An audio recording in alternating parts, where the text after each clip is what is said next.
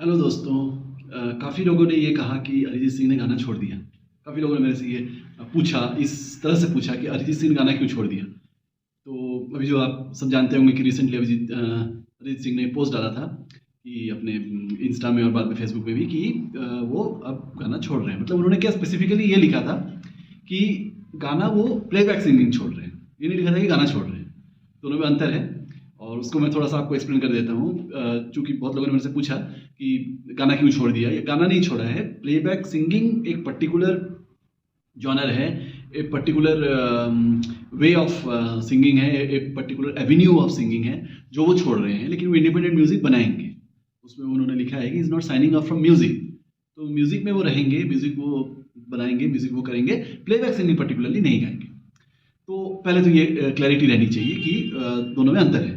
Playback singing गाना और छोड़ना और गाना छोड़ना, इन दोनों में अंतर है। क्योंकि प्लेबैक सिंगिंग आप छोड़ के भी आप गा सकते हो, बहुत तरीके हैं गाने के, उसके बारे में मैं बता रहा हूँ आपको। तो पहली बात तो ये है कि देखिए, अरिजीत सिंह ने बहुत गाने गाए हैं, हम सभी जानते हैं, बहुत अच्छे-अच्छे गाने गाए हैं, बहुत बेशुमार गाने, एक पूरे जनरेशन को उन्होंने शेप किया है अपने गानों से। म्यूज़िकल सेंसिबिलिटी जो है उसका बढ़ाया है, एक नए तरीके का वॉइस, एक नए तरीके का म्यूज़िक वे ऑफ सिंगिंग वो लाए और काफ़ी लंबे समय तक वो गाए। ये नहीं कि वो अब 2-4 साल में वो कह रहे हैं कि मैं नहीं गाऊँगा। Right, for 12-13 years he was almost on the peak.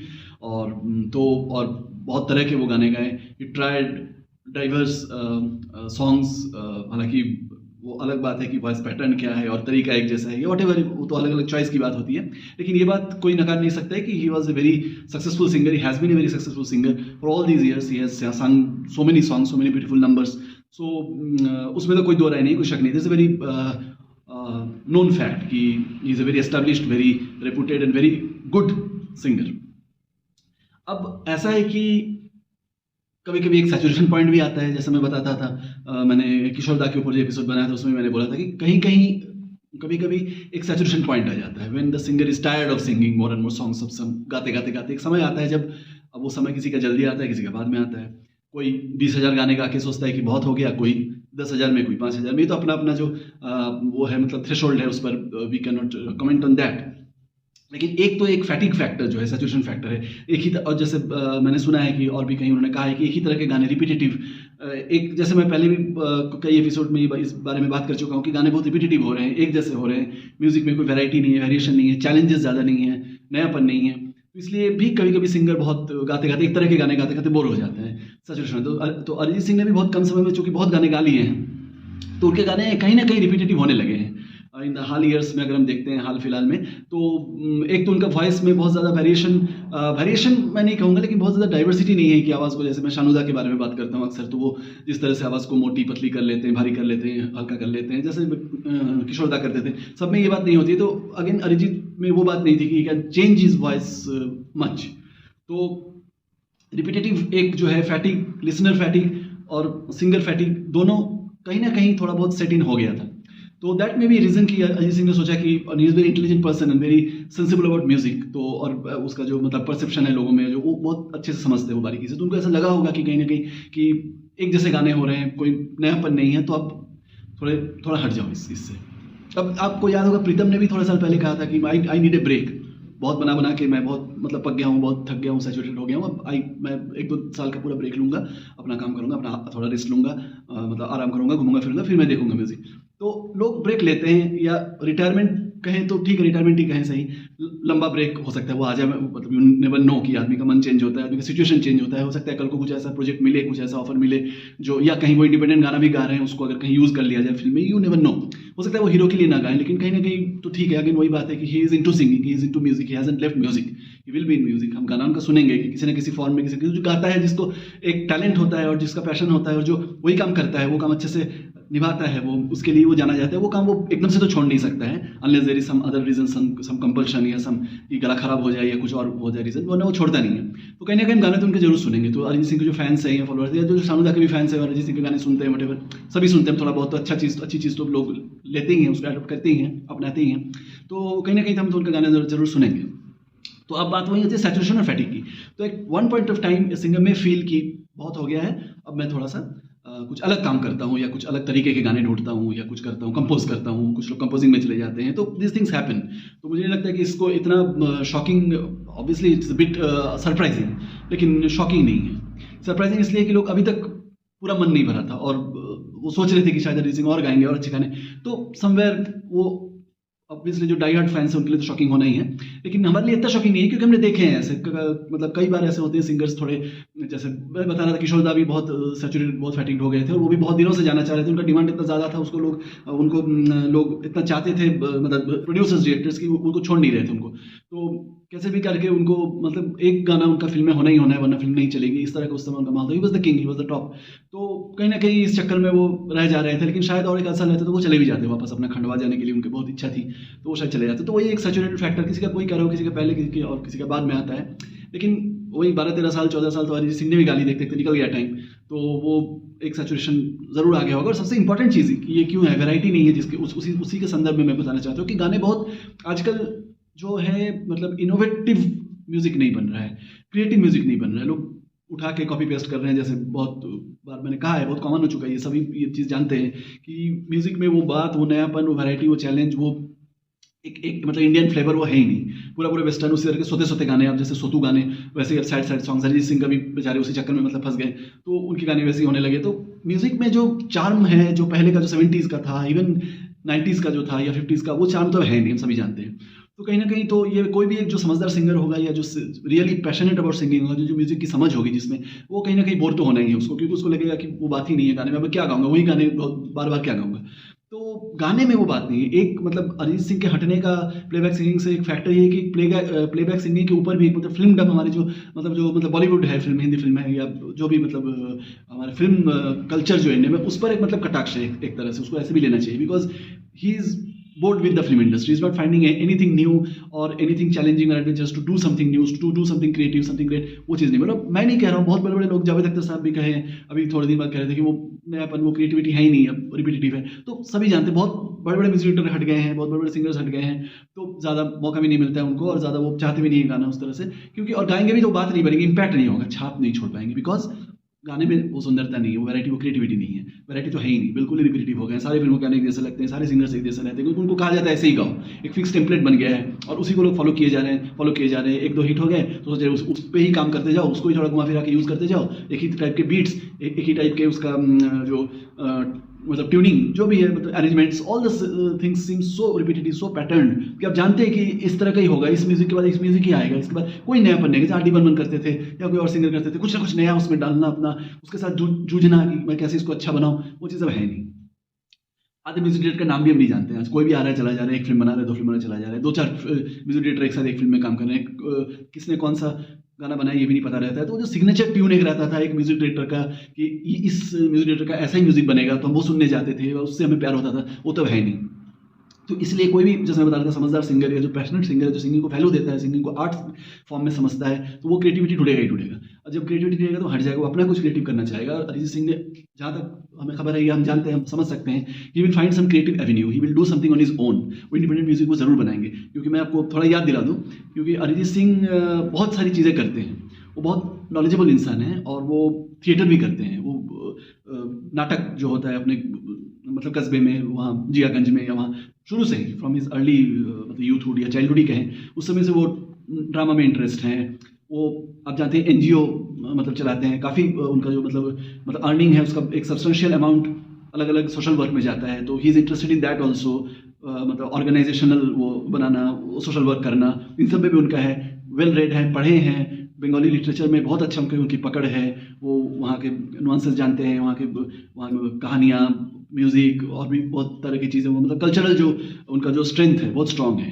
तो जिसका कल्चरल स्ट्रेंथ स्ट्रॉन्ग है तो वो कुछ ना कुछ करेगा ही, और वो ज़रूरी नहीं कि गाने में ही करे या फ्रंट लाइन गाने को ही रखे, मतलब मेन उसका जो उनका फेस है वो गाने में ही रहे, ये भी ज़रूरी नहीं है। हो सकता है वो बैंड बना ले, पहले वो बैंड में थे, हो सकता है वो किसी बैंड का हिस्सा बन जाए, वो खुद अपना बैंड बना ले, हो सकता है अपना बंगाली सॉन्ग्स वो गाएं ज़्यादा, हो सकता है भजन गाएं, he can explore, he can find his own way.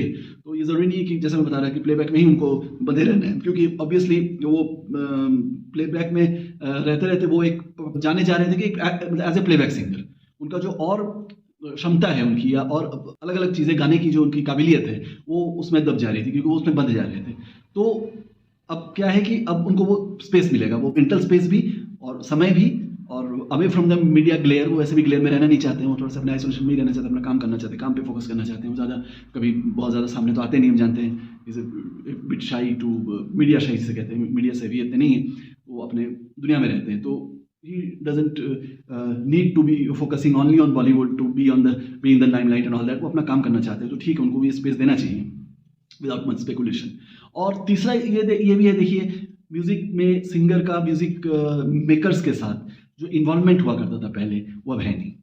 तो again another reason for this, जो एक मतलब उब जाने की बात जो होती है, इसमें भी एक बात है, क्योंकि आप देखिए इंटरेक्शन तक नहीं होता है आजकल, सब कंप्यूटराइज्ड हो रहा है, टेक्निकल चीज़ें इतनी ज़्यादा हो गई कि ह्यूमन टच जो है, वो वार्मथ जो है, एक जो एहसास होता है, एक जो काम करने का, जो इमोशनल बॉन्डिंग वगैरह, वो सब है नहीं। तो इसलिए छोड़ना या चक ऑफ करना या हट जाना वहाँ से बहुत आसान भी हो जाता है, क्योंकि पहले जैसे मैं बता रहा था, एक music director, producer, singer, lyric writer दिनों दिन बैठते थे साथ में, उस पर काम करते थे, एक गाने पे, एक म्यूजिक पे, इसलिए म्यूजिक भी अच्छा होता था, तो उस पर एक इन्वॉल्वमेंट होता था, सबका रहता था, उसमें मिल के काम करेंगे, एक साथ बैठ के बातें करना, हंसी मजाक करना, खाना पीना, उसके बाद गाने के बारे में सोचना समझना, एक अलग ही माहौल था उस समय 70s, even in the 90s। तो उससे आदमी का जैसे जुड़ाव, लगाव, अटैचमेंट, एफिनिटी, तो आदमी इजीली छोड़ना थोड़ा मुश्किल होता है, क्योंकि सब चीज़ें चली जाती हैं। अब अरिजीत सिंह वैसे भी आधे गाने तो अपने घर से रिकॉर्ड करके भेज दे रहे थे, तो आज भी मतलब वही करते हैं, लास्ट तक he sang in his own studio in his home and sending the song. तो इतना आइसोलेशन और रोबोटिक लाइफ हो गई है, टेक्निकल लाइफ है, तो अब वो बॉन्डिंग तो है नहीं, ना इमोशनल बॉन्डिंग इतना है, ना कोई मतलब फिजिकल बॉन्डिंग है कि साथ जैसे बैठ के एक दोस्ती की जो एक गर्माहट, वो तो है नहीं अब। तो उससे भी क्या होता है कि आदमी उब जाता है जल्दी, क्योंकि जब तक ह्यूमन बॉन्डिंग नहीं रहेगा, ह्यूमन मतलब कनेक्शंस नहीं रहेंगे अच्छे, आपका साथ बैठना, बातें करना, गपशप करना, फिर गाने, तो वो अलग एक मूड, अलग एक माहौल वो रहता नहीं है। तो again it is easy to leave कि क्या करना है, मैं यहीं पे रिकॉर्ड कर रहा हूँ, मैं फिल्म में गाने मैं क्यों गाऊँ, चलो मैं जो मर्जी गाऊँगा, तो किसी को रहना नहीं। फिर चौथी बात ये आती है कि सिंगर का जो इंडिपेंडेंस है, वो भी अब नहीं है। पहले जैसे शानुदा थे या किशोरदा थे, वो अपना इंडिपेंडेंस, अपनी बात रखते थे, अपने तरीके से चीज़ों को चेंज करते थे, हैंडल करते थे, अपना एक से था।